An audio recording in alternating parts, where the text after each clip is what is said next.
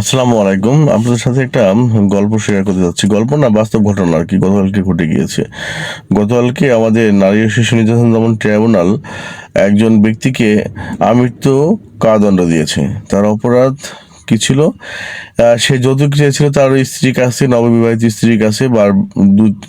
বারংবার তার স্ত্রী যৌতুক দিতে অপারগতা প্রকাশ করায় তার গায়ে কেরোসিন তেল ঢেলে সে আগুন দিয়ে তাকে পুড়িয়ে হত্যা করেছে। এই অপরাধে তাকে গতকালকে আমৃত্যু কারাদণ্ড প্রদান করেছে আদালত।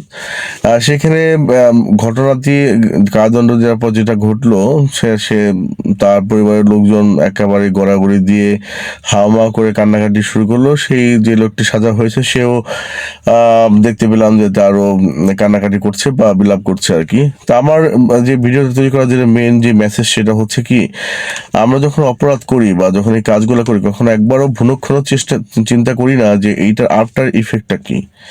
আপনি একটা অপরাধ করলেন, এই করার পর কি আপনি বেঁচে যাবেন? আপনি কি সুস্থ থাকতে পারবেন? আপনি কি মুক্তভাবে ঘুরতে পারবেন? এইটা তো একবারও চিন্তা করেন না। আপনার এই ঘটনা ঘটার পরপরই তো মামলা হবে। পুলিশ আপনাকে অ্যারেস্ট করবে, আপনাকে জেলে যেতে হবে, আপনাকে মামলা ফেস করতে হবে, ট্রায়াল ফেস করতে হবে, এবং আপনি যদি প্রকৃত অর্থেই ঘটনাটা ঘটিয়ে থাকেন তাহলে অবশ্যই আপনার সাজা হবে, যেটা এই মামলাতে হয়েছে। তা আলটিমেটলি কি মেসেজ দিতে যাচ্ছে?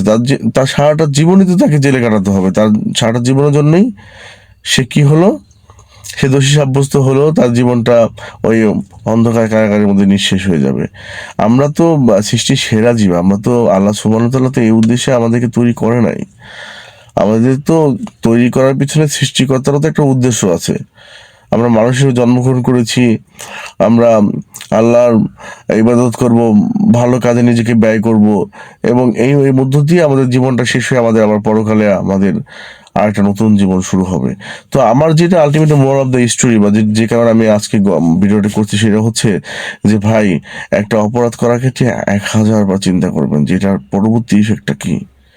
সেই ইফেক্টটা কিন্তু শুধু আপনার উপর পড়বে না, আপনার পরিবারের উপরও পড়বে।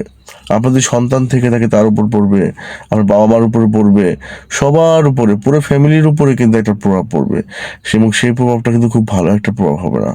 এবং এরকম কোনো ঘটনা কিন্তু আপনার পরিবারকে ধ্বংস করে দিলেন যথেষ্ট। আশা করি সবাই কোনো ঘটনা ঘটার আগে চিন্তা করবেন যে এটার আফটার ইফেক্টটা কি। আসসালামু আলাইকুম।